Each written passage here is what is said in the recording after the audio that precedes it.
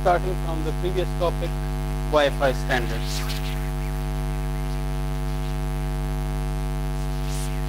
So now the emerging standard 8.802.11a, then B, then G. A and B emerged at the same time. ویسے تو A نے پہلے آنا تھا مگر B زیادہ اپلیکیبل تھا. A کی ضرورت ابھی نہیں تھی, اس لیے B سکسیسفل اسٹینڈرڈ کے طور پر آیا. اور پھر اس کے بعد لاسٹ ٹائم لیکچر میں ہم نے ڈسکس کیا تھا ان چیزوں کو. اس کے بعد G جو کہ اس وقت بھی چل رہا ہے اور کافی سکسیسفل رہا ہے. مگر کے بعد N جو MIMO O F D M system utilize کر رہے ہیں, تو یہ اسٹینڈرڈ مائمو ٹیکنالوجی کے ساتھ, ملٹیپل اینٹینا ٹیکنالوجی کے یوز کے ساتھ اور بینڈویڈتھ آن ڈیمانڈ کی فیسلٹی کے ساتھ زیادہ پاپولر اسٹرکچر ہوگا وائی فائی کا, جو 100 میگا بٹ پر سیکنڈ تک اسپیڈ پرووائڈ کرے گا. تو ویسے تو یعنی اسپیڈ زیادہ لکھی ہوئی ہیں مگر 100 mega but per second that is achievable speed, practical speed. اور یہ کمپیٹیبل ہے ود دا 4G اسٹینڈرڈ. جیسے ہم نے آئی ٹی یو کی ریکمنڈیشن میں بھی 4G کے لیے وہ دیکھا تھا. اس کا مطلب ہے کہ 4G کے جو سیم لیس کنیکٹیوٹی ہوگی 802.11n would be compatible with that connectivity. تو ان کو اسٹینڈرڈ کے ساتھ اس میں جو امپورٹنٹ چیز ہے اس اسٹینڈرڈ میں, تو وہ ایک تو خیر جتنے بھی اسٹینڈرڈ ہیں وہ ایک ہی فریکوینسی پر یوزلی آتے رہے ہیں, مگر یہ ایک تو دو فریکوینسیز کی بینڈویڈتھ کو یوٹیلائز کر رہے ہیں. اس کا مطلب ہے کہ بینڈویڈتھ زیادہ ملتی ہے ایک فریکوینسی پر جو بینڈویڈتھ ہے, تو کچھ وہ اور کچھ دوسرے اس پر. تو اس وقت آپ دیکھیں کہ یہاں پر جو چینل ہیں, جو نان اوورلیپنگ فریکوینسی چینل, وہ 3 ہیں. میں نے پہلے بھی یہ بتایا تھا کہ جب گیگا ہرٹز میں فریکوینسی زیادہ ہوگی تو وہاں پر ہمیں بینڈویڈتھ بھی زیادہ مل سکتی ہے. تو اس لیے وہاں پر 12 چینل اور بینڈویڈتھ آن ڈیمانڈ کی کیپیبلٹی اس میں موجود ہے. 20 میگا ہرٹز وہ بیسک بینڈویڈتھ ہوگی جو ہر یوزر کو ملے گی, مگر اگر کوئی ڈیمانڈ کرے گا اس کو 40 میگا ہرٹز کی بینڈویڈتھ دی جائے گی. تو 20 megahertz basic non overlapping channel bandwidth. اس سے پچھلے والے اسٹینڈرڈ میں بینڈویڈتھ بہرحال کم ہے اور اس میں بینڈویڈتھ آن ڈیمانڈ کی کیپیبلٹی بھی نہیں ہے. اور اس کے علاوہ جو امپورٹنٹ چیز ہے, number of special streams. Number of special streams if multiple antennas are used at both sides of the link, then multiple input, multiple output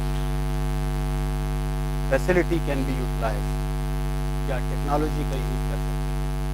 اور اگر ہم کوریلیشنز کو ایک لیول پر رکھیں, اس کو ہم بعد میں ڈیٹیل میں بھی ڈسکس کریں گے, کیونکہ اگلی جتنی بھی ٹیکنالوجیز اب آ رہی ہیں تو وہ مائمو کے ساتھ ہیں. اس لیے مائمو کے لیے ہم ملٹیپل اینٹینا سسٹمز کو خاص طور پر ڈسکس کریں گے اس ٹاپک کو. تو اس پر ہمارے کوئی 2-3 لیکچر ہوں گے, چاہے ہمیں اور کوئی ٹاپک چھوڑنا پڑے, مگر یہ ٹاپک ہم اس لیے نہیں چھوڑیں گے کیونکہ آگے جتنی بھی ریسرچ ہے وہ انہی بنیادوں پر آگے ہو رہی ہے. جیسے 4G میں بھی جو 4th جنریشن ہے اس میں بھی مائمو ہے, N میں بھی مائمو ہے, اور جو AC ہے اس میں بھی مائمو ہے. AC اسٹینڈرڈ AC کا جو ورژن ہے, اور پھر AD ورژن اس میں بھی مائمو کا آگے پھر ملٹیپل اینٹیناز کا یوز کیا جا رہا ہے. اور ملٹیپل اینٹیناز میں بھی جو سگنل پروسیسنگ کی جو کیپیبلٹیز ہیں ان کو امپروو کیا جا رہا ہے. مثلا اگر تھیوریٹیکل جو اچیویبل کیپیسٹی بعض اوقات مائمو لنک میں ہمیں ملتی ہے تو وہ اگر 4 ملٹیپل اینٹیناز یوز کیے جائیں جو کہ اس میں موجود ہے، maximum 4 multiple data stream generate کی جا سکتی ہے، 4 اینٹینا۔ یہ جو ادھر باہر جو ایکسیس پوائنٹ لگے ہوئے ہیں تو یہ 4 اینٹیناز کے ساتھ، مگر یہ چونکہ جی میں صرف ڈائیورسٹی کے لیے یوز ہو رہے ہیں، مگر یہ کمپیٹیبل ہیں این کے ساتھ، تو این میں پھر یہ مائمو ٹیکنالوجی کے یوز میں استعمال ہوں گے، اور اس جی میں تو کیونکہ مائمو ہے نہیں تو جی میں یہ ڈائیورسٹی پرووائڈ کر رہے ہیں۔ ڈائیورسٹی میں ذرا بتاؤں گا، اس ڈائیورسٹی کا مطلب یہ کہ ایس این آر کو امپروو کرنے کے لیے ملٹیپل پاتھ دے رہے ہیں، کیونکہ ایک اس پہ فیڈنگ ہو، تو اگر ایک اینٹینا ہوگا تو اس میں فیڈنگ ہو سکتی ہے، پھر کوئی اور حل نہیں ہے۔ تو اگر ملٹیپل پاتھ ہوں گے، یہ ہائی وے پر 8 لینز اس طرف ہوں گی، 8 لینز اس طرف ہوں گی، نیو اسلام آباد، تو لازمی بات ہے کہ پھر مسائل ذرا کم ہو جاتے ہیں، ٹھیک ہے۔ تو اس ملٹیپل 4 پاتھ یوٹیلائز کیے جا رہے ہیں سیم سگنل سینڈ کرنے کے، مگر مائمو میں ہر ایک اینٹینا سے پھر ڈفرینٹ سمبل سینڈ کیا جاتا ہے، اس طرح ڈیٹا ریٹ 4 سے ملٹیپلائی ہو جاتا ہے، تھیوریٹیکلی تو 4 سے ملٹیپلائی ہو جاتا ہے، مگر کافی کوریلیشن کی تو ہم 100% ریموو نہیں کر سکتے، ہم 100% سگنل کو پروسیس نہیں کر سکتے ایٹ دا ریسیور سائڈ۔ تو بلاسٹ کی ٹیکنالوجی، بلاسٹ ایک ورڈ ہے جو یوٹیلائز ہوتا ہے بیل لیئرڈ اسٹرکچر کے لیے۔ تو یہ Bell Labs layered array structure for space time, تو یہ بیسیکلی مائمو کا پہلا یوز تھا ملٹیپل اینٹینا تھیوری کا، تو جس میں ہم ایک سگنل کو اسپیس میں جب سینڈ کرتے ہیں تو وہ کسی اینٹینا پر جو سامنے والا سگنل ہوگا وہ تو اسی ٹائم پہ ریسیو ہو جاتا ہے، مگر جو دوسرے اینٹینا سے جو سینڈ کیا گیا ہے تو وہ کچھ دیر کے بعد ریسیو ہوتا ہے، وہ دیر تقریباً اتنے ڈسٹینس کی دیر ہے۔ اگر اس ڈسٹینس کو ہم ڈی کہہ لیں تو D divided by C would be the time delay. اس کا مطلب ہے یہ جو ڈیلیڈ ورژن ہے یہ وہاں پر جا کے یا تو ڈسٹرکشن پیدا کرے گا یا کنسٹرکشن پیدا کرے گا، تو اس کے لیے پھر یہاں پر اسے پروسیس کیا جاتا ہے، سگنل پروسیسنگ اس کی ہوتی ہے۔ اور اگر ہم نے ایک سگنل یہاں سے x1 سینڈ کیا ہو، یہاں سے x2 سینڈ کیا ہو، تو یہاں x1 پلس x2 ان کے کچھ ورژن ہمیں ملیں گے بیسڈ اپون دیز چینل۔ اسی طرح اگر یہاں ملٹیپل اینٹینا ہے تو اسی طرح 2 سگنل ہمیں یہاں پر مل جائیں گے، یہاں چلیں H4 اور یہ H3 ہے، تو ان کو اگر پروسیس کر لیا جائے تو اس میں سے ان نون اگر H جو چینل پاتھ ہیں ان کی گین اگر نون ہو اور وہ چینل ایسٹیمیٹر کے ذریعے فائنڈ کی جا سکتی ہے، اس کے لیے اچھے الگوریدم موجود ہیں۔ چینل ایسٹیمیشن پر فیوچر میں بھی کام ہوگا، اب بھی ہو رہا ہے اور مسلسل ہوتا جائے گا، ایسٹیمیشن کیپیبلٹی کو امپروو کرنا۔ تو اگر چینل ہمیں پرفیکٹلی ایسٹیمیٹڈ ہیں یا پرفیکٹلی نون ہیں تو پھر x1 اور x2 بھی ہم فائنڈ کر سکتے ہیں۔ جسٹ solving 2 simultaneous equation کیا ہوا FSC میں، تو FSC کا کام اصل میں مائمو ٹیکنالوجی میں یوز ہوگا اور بہت جگہوں پہ یوز ہوگا۔ انٹرسمبل انٹرفیرنس یہ نہیں ہے، انٹرسمبل انٹرفیرنس یہ چیز نہیں ہے، وہ کچھ اور ہے، وہ بھی ڈیلے سے اس کا تعلق ہے۔ یہاں بھی اگر ہم اس کو الگ نہ کریں تو انٹرسمبل انٹرفیرنس ہی ہے۔ یہ جو سمبل ہے تو یہ والا سمبل اس کے لیے انٹرفیرنس کا سبب بنتا ہے اور ڈیلیڈ سمبل، مگر انٹرسمبل سمبل انٹرفیرنس اصل میں سیم لنک پر. یہ تو دو ڈفرینٹ.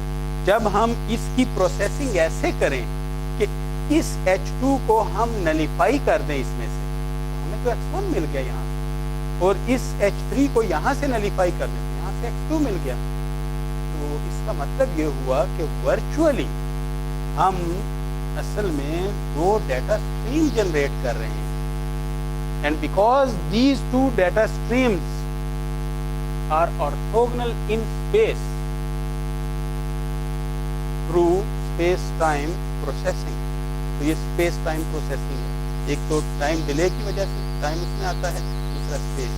تو space time processing کی وجہ سے دو orthogonal space اگر ہم جنریٹ کر رہے ہیں, اس کا مطلب یہ ہوا کہ ہم اسپیشل اسٹریمز ڈیٹا کی بنا رہے ہیں.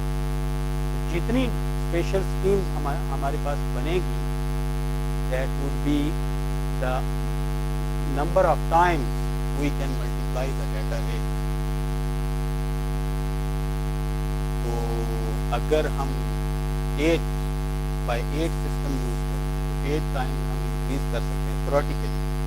مگر اگر ہم نمبر آف اینٹیناز بڑھاتے جائیں اینٹینا کے آپس میں کورلیشن بھی بڑھتی جاتی ہے, اور اینڈ آخر کار یہ آتا ہے کہ یہ plot linearly number of antenna